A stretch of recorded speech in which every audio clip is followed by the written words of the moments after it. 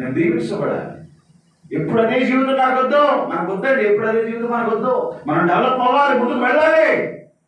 ఆత్మీయతలో, భక్తిలో, పరిశుద్ధతలో, యథార్థతలో, ప్రేమలో, ఇతరులకు సహాయం చేయటంలో, ఇతరులను ప్రేమించడంలో, ఇతరులను గౌరవించడంలో మనం మారాలి, అభివృద్ధి చెందాలి. వీడులా నిజమైన క్రైస్తవుడు, ఈమె నిజమైన క్రైస్తవురాలు, వీరంటే యేసుప్రభు బిడ్డలని చెప్పుకోగలిగే స్థాయికి మనం వెళ్ళాలి.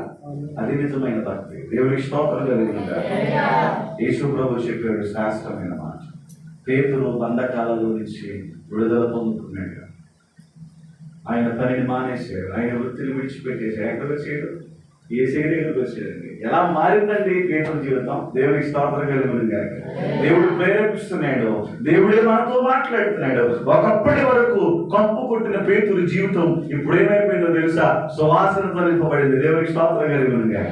సువాసనతో నింపబడింది పేతురు జీవితం. పేతురు ఒకప్పుడు బట్టలు వేసుకోలేదేమో కానీ పేతురు వేసుకున్న వస్త్రపు చెంగు తగిలి చచ్చిన శవాలు సైతం నిలవబడ్డాయి. దేవునికి స్తోత్రం కలుగునుగాక. ఎలా అయిందండి అది సాధ్యం? బైబిల్ గ్రంథంలో చాలా మాటలు ఉన్నాయి, సమయం లేదు కాబట్టి నేను ముందుకు వెళ్తున్నాను. పేతురు ప్రసంగం చేస్తే, పేతురు వాక్యం చెప్తే 3,000 మంది రక్షించబడ్డారట. ఎంతమంది? ఒక ప్రసంగానికి ఎంతమంది రక్షించబడ్డారు? 3,000 మంది రక్షించబడ్డారండి.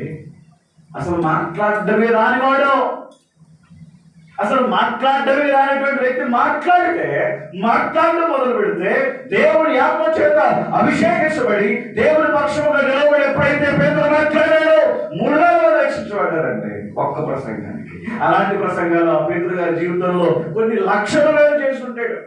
అనేకులు మారారు, అనేకులు రోగాల నుంచి విడుదల పొందుతున్నారు. సమాధానం లేని వారు సమాధానం పొందారు, సంతోషం లేని వారు సంతోషం పొందారు. వారి జీవితాలలో ఇది జరగదనుకోవడం అన్నీ కూడా జరిగాయి. నాట్ ఓన్లీ పేతురు, బికాస్ ఆఫ్ జీసస్. యేసు ప్రభు వల్ల మాత్రమే అవి జరిగాయి. యేసు ప్రభువుని వెంబడించాడు కాబట్టి పేతురు వలన కూడా దేవుడు చేశాడండి. ఏసై చెప్పాడు, పేతురు నన్ను వెంబడించండి. ఏం చెప్పాడు? నన్ను వెంబడించు. నన్ను వెంబడించు.